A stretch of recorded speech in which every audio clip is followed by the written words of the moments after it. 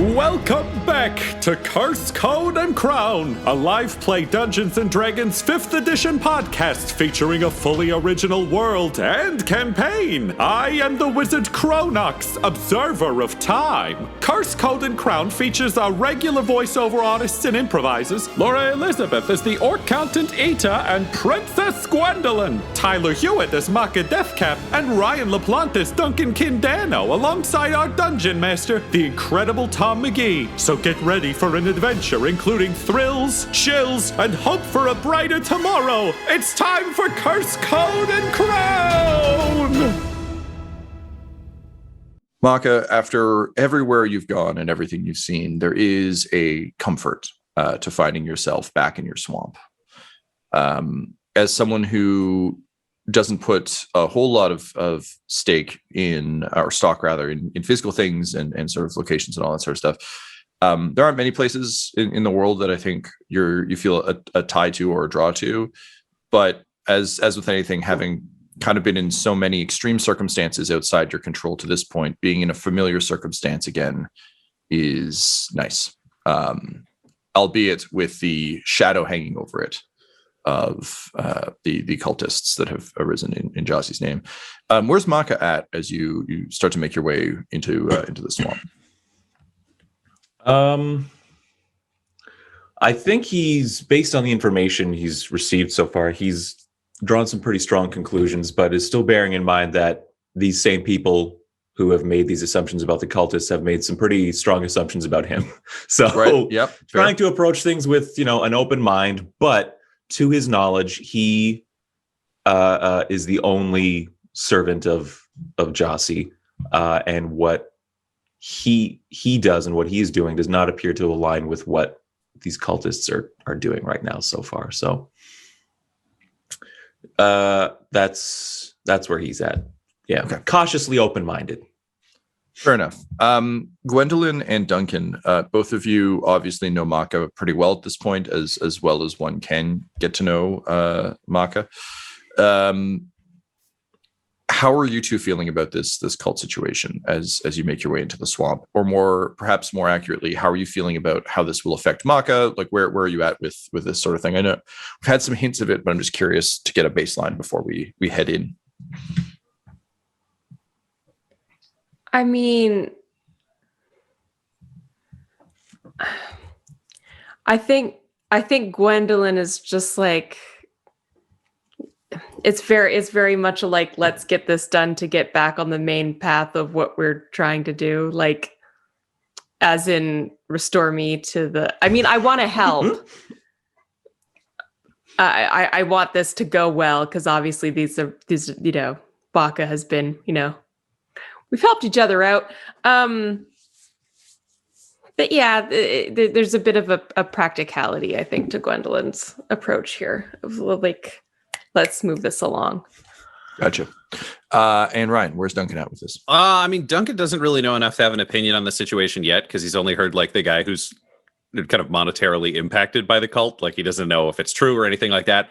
I think for him, a lot of this, because they're in like the land of Jossie and Tortles, specifically in this of the three, this is going to be the one most driven by Makka, because this is essentially an internal affair to Bleen. It's not something that Duncan has the right to kind of come in and be like, no, your religion's wrong, I need this thing. Like, that's really not his opinion on how diplomacy would work. If they're really bad, he doesn't have a problem with if he has to kill people, but he also is not a form of justice on this land. It's one of those weird things where he's actually sworn an oath to protect Jossie in the cycle. So there's also like, Makka is both of those things to Duncan in a direct way. So it's kind of seeing how it goes. If their perversion of Jossie, he needs to end it, because Jossie has seemed beneficent up to this point. So yeah, this is more like follow and then kind of cover for Makka, where Makka falls in a hole diplomatically, which seems to happen. He's ready to kind of step in and be the diplomat next to the king, which again, he's kind of been all his life. It's just switching to a Makka focus instead of a Gwendolyn. Gotcha. Okay, great. So with all that in mind, the three of you kind of make your way deeper into the swamp. Makka, you find one of the many sort of think almost reed boats that almost more of a canoe, but just an easy way to get across water. You yourself are very comfortable in water situations because you spent time here, but you're aware that your companions are less so. So the three of you pile onto one of those, and again, they're just kind of, there are a bunch of these. They're very cheaply made, and they're just kind of everywhere because so many of the little kind of, as you get deeper into the swamp, the little sort of patches of ground aren't connected to each other. So rather than waiting everywhere, people have just like scattered a bunch of these around to kind of take from island to island. So you make your way through a few of these before reaching the familiar sort of area, approaching the you had like a hut. Would that be fair? Yeah, Tyler? Yeah. So Makka's sort of hut and where he used to work and live. You can see torches ahead in the darkness. There are sort of a number of figures moving around. It's that kind of classic spooky, like Louisiana swamp scene where you're far enough away that through sort of the vines and the trees, you can see the torches very bright in the darkness, kind of moving around and doing things. And you can see a sort of a couple of stationary braziers that have been set up that are lighting the front of Makka's hut and his sort of cabin. And yeah, the figures appear to be going about their business, moving things around. They're dragging stuff. There's a small kind of pile of goods that they're arranging around the hut that you could probably assume to be the unrotted, whatever those are. And yeah, that is what you see. How would you like to approach? I Makka, should we just go in or should we observe? Like, what do you want to do in regards to this cult? Well, yeah, I think first Makka wants to do a quick like smell test. Like, are they successfully getting these bodies to decompose? Like, does this place smell of? No, it doesn't smell does rank not at all. Okay. It smells. It's that same unwashed body smell. So there's definitely a stink to it, but it's not the smell of decay. Okay. So then, after doing a couple sniffs in the air, Makka would say, "We currently have no reason to use subterfuge that I am aware of. We shall announce our arrival. As a servant of Jossi, I expect to be welcomed, but be ready for anything. Yes." All right. And I will start to walk further into the torchlight, making no effort to conceal myself or anything like that. And once I'm in like reasonable speaking distance, I will say, "Greetings. I am Makka Deathcap, servant of Jossi, gravekeeper of the turtle. This was once my home." There's kind of a almost like an impact wave of everyone kind of like turning. It's that classic, hero that everyone thought was dead shows up at the end of the movie thing. You bow to no one, hobbits kind of deal. So they all turn and kind of look reverently. And one turtle kind of emerges from inside your hut. And it does that like Obi-Wan Kenobi hood reveal where it just kind of pauses with hands on either side of the hood and then flips it back.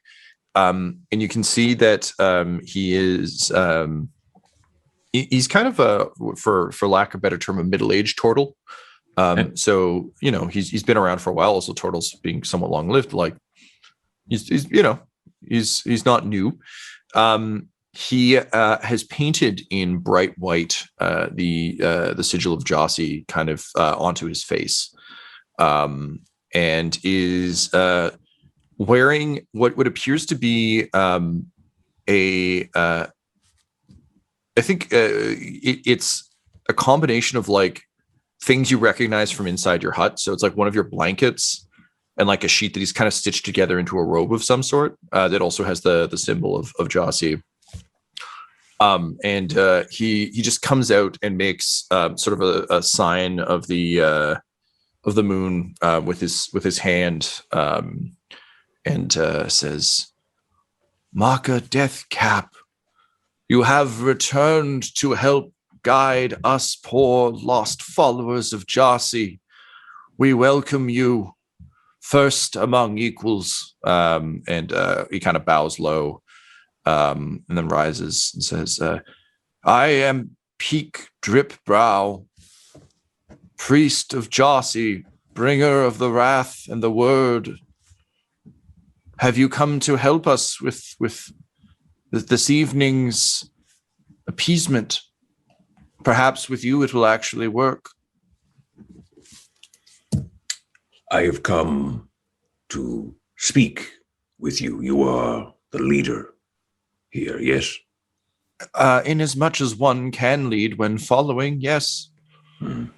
This is, to my left, Duncan, King Danno, and to my right, Princess Gwendolyn, both of the Kingdom of Orville. Much blame has been placed upon us in some form or another for the events that have taken place in that kingdom. We wish to reveal the truth to the people of Bleen. And in so doing, we have also been tasked to speak with you. Yes, of course. It all makes sense. We must show them the truth, that they are sinners, that their sin has doomed us all. Oh, yes, with your words and your return, finally, we will have the weight required to finally show them the error of their ways and punish them in the name of Jasi. And there's like mutters of agreement. Makka looks to Gwendolyn and Duncan with the face that you may have never seen Makka make before, but it's basically just a jerk off motion, but represented facially oh brother. And he looks back at them. He says, "Reveal to me your findings. Show me this sin you speak of." As the rest of the group kind of stands around and stares very, very attentively and creepily at you, like people in Midsummer, you make your way towards your hut, and you can see that it's now covered with those handbills that they were handing out. So they just kind of a number of these things, seemingly on different types of parchment and from different times. Some of them are starting to yellow with age. Others look relatively new. But it means that your entire hut flutters now as the wind blows, casting kind of just a small sound of papery wings under all the conversation. Dripbrow brings you to the pile, and you can see now these are indeed bodies of turtles that have been stacked in a pile around your hut. It's getting to be a bit of almost a, oh Jesus, I can't remember the name now, but fortresses used to build these around them. Forts certainly in Canada use them a lot, but just it's a little hill now that encircles the encampment, almost like a barricade, with a sort of a hole towards the door so that people can come and go, which incidentally kind of makes it have that Omega symbol, but it's neither here nor there. Palisade?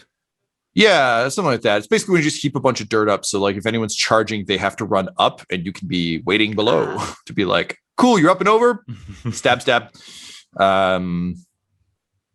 But in any case, the bodies are covered. They look honestly like an advanced, a lot of them like an advanced version of the sickness you've already seen. Those sort of black tears, very present, crustiness around the nose slits and the mouth, and all of them have fungal growths on their flesh. You recognize sort of to your eye, Makka, a mutated form of spore growth, similar to what your capabilities are able to kind of spawn and use. And Peak says, ever since Jossie spoke to us, we realized that if nothing was done, her curse would spread and the world would fall. And thus we have been trying to appease her by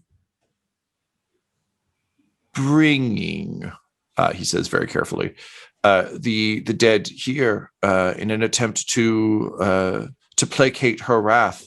But it seems it is not yet enough. We need more numbers, both in our ranks and in our offerings. Otherwise, she will continue to spread the curse, and it is getting worse. Several of these have succumbed to the curse itself rather than natural causes as the early ones did, and yet none of them rot. The cycle is broken, Makka Deathcap. We are all that can restore it. And what do you do with these corpses? We bring them here, and then we pray that Jossie will speak to us yet again, and to find that this is a sufficient amount to slate her thirst for wrath and vengeance. So far it has not been, but we hope as the numbers swell, she will be appeased. So when you say Jossie spoke to you, do you mean through, the springing up of this curse, or do you mean there was a physical voice or an embodiment that engaged with you? The earliest converts of the way of Makka Deathcap heard the voice of Jossie themselves. Many of us were aware of him and what he did out here in the swamps, and as a result, it was easy to determine that he was merely the first of us, the first among equals, and that we needed to follow his example. We know that Makka would often help the dead re-enter the cycle, but as the cycle no longer exists, we have taken on this form of his work, bringing them here to pray to Jossie. Now, when you said bringing the corpses here, you really put a lot of emphasis on bringing. How are other people interpreting the event of you bringing this bodies here? Yeah, can you roll me an insight check, sir?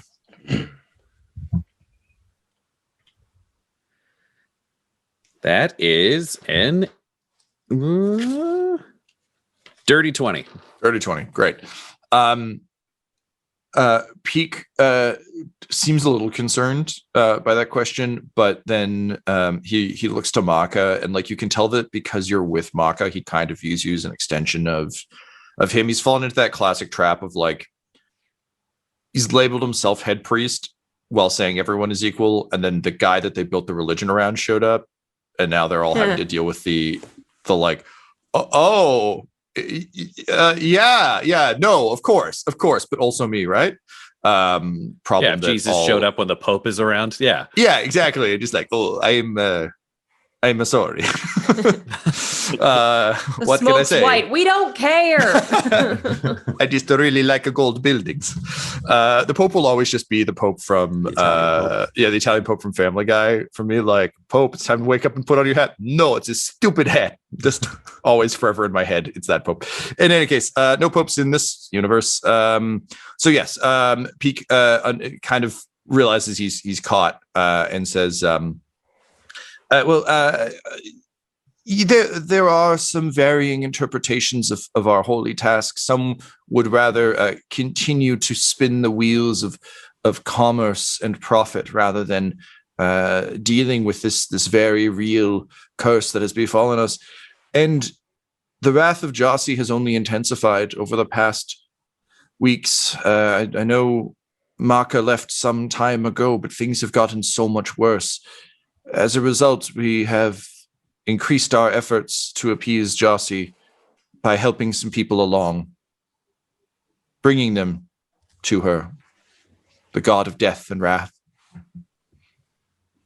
So you've begun, shall we say, speeding people on their way to Jossie. You understand. Of course, the first among equals would have companions who understand. Tom, and how there's many mutterings of yes. How many cultists are here, Tom? There are about, I'm going to say at the hut itself, there are 10. There are kind of others out in the distance gathering things. But there's about 10 moving stuff around. How many rounds would it take for them? No, I'm just kidding. Well, let me get out my battle map, Laura. Just unfurl it. Makka will say, Peak. Is it yes, Peak Drip Brow? He knows my name. Yes. What was your life before this, before service to Jossi? I was of the middle class of our society here. It was my job to ensure that we found sufficient staffing for the machines of profit. I assisted in helping people to find jobs and helping employers to find suitable candidates to assist their work. It is part of the reason I've so successfully managed to recruit so many people to your cause, First Among Equals. But yes, I admit I was part of the very system that brought this curse upon us, and as a result, I must work to amend it. And these many folk I see outside, they are here because of your influence, yes? Yes, me and one other, and he kind of points to another turtle who she's like looks like she's got like a bit of a shit. What's the name of the guy from Avatar and Don't Breathe and the scary white military guy. Yeah, scary white military guy. Yeah.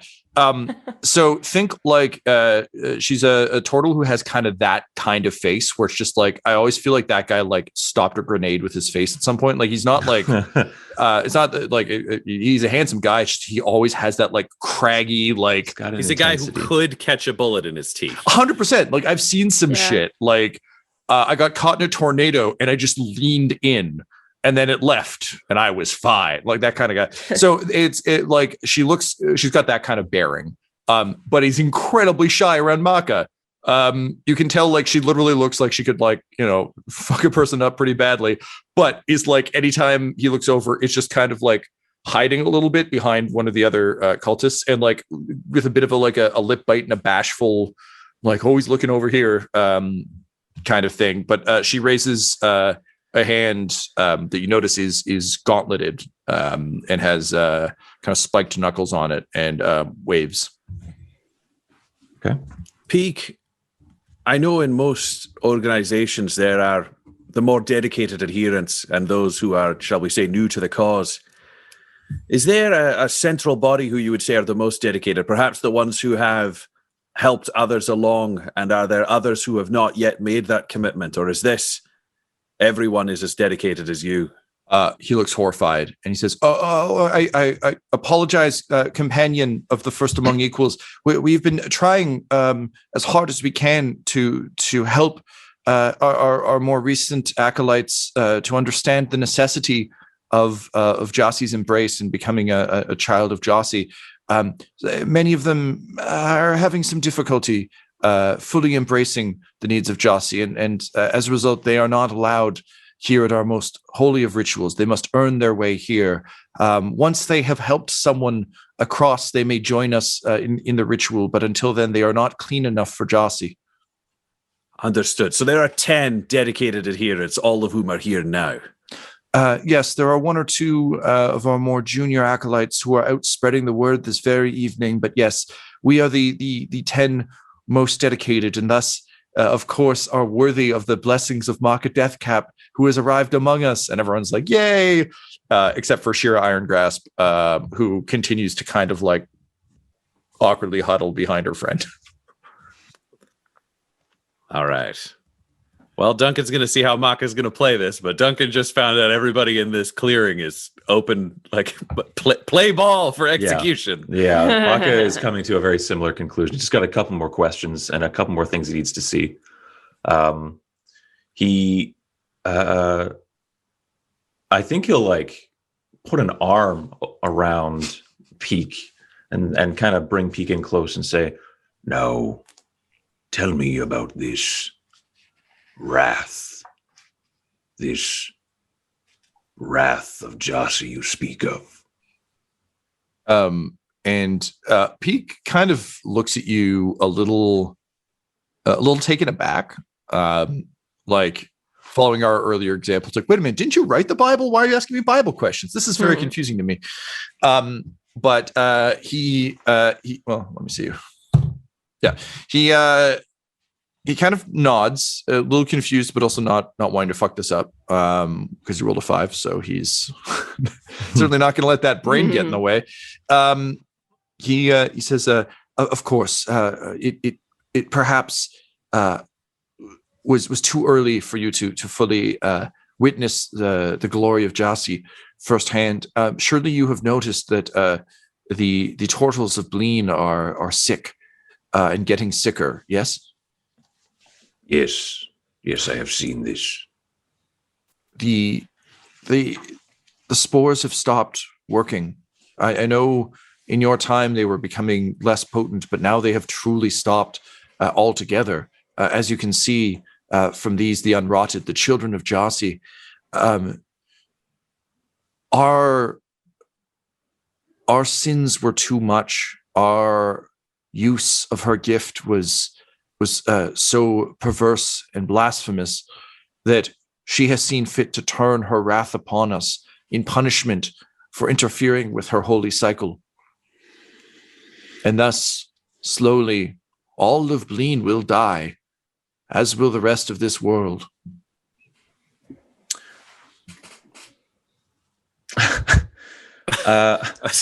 Under his cape, Duncan has now freed up Mr. Bang and is just waiting for either someone to take a swing or somebody to yell for Jassi, and it's fucking game on. Yeah. And Makka will say, Peak in my communion with Jassi, there has been no indication of such wrath. Jassi set me on the path to find the source of this curse.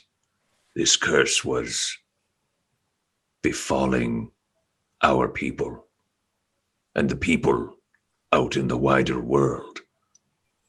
Before, it is what I was brought to Orville for. This is not wrath of Jassi. Jassi is above and beyond something as petty as wrath. Death and life are unavoidable. And so what purpose would Jassi have for revenge or punishment? And Peak actually looks at you a little bit sadly, and moves out from under your arm, significantly less reverently in his movements. And you can see the rest of the cultists kind of also shooting questioning looks. Iron Grasp begins to kind of straighten up behind the person she was cowering behind. And Peak says, I understand, Makka Deathcap, that when you communed with Jassi, she still was merely the god of death.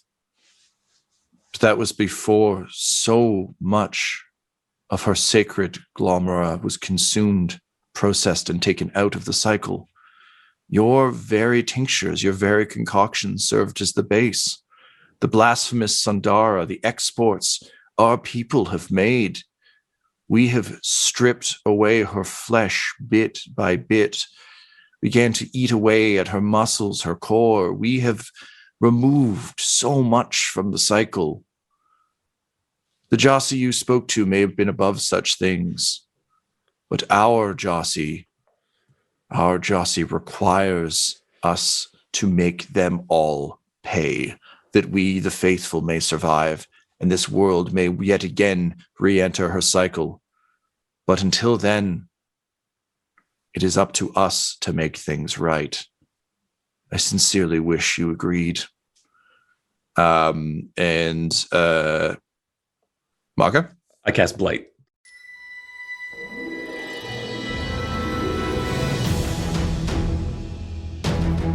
This episode of Curse Code and Crowd Sound was mixed and edited by Laura Hamstra. and the campaign was created by Tom McGee. Our original theme music was composed by Landon Knoblock, and Curse Code and Crown's logo was created by the brilliant Decapitated Markers. If you want to follow our players or our DM on Twitter, you can reach out to Laura at EL Hamstring, Ryan at the Ryan LaPlante, Tyler at Tyler_Hewitt, Tom McGee at McGeeTD, or you can message our whole company at Dum Dum Dice. So please join us again for more Curse, Code, and Crown!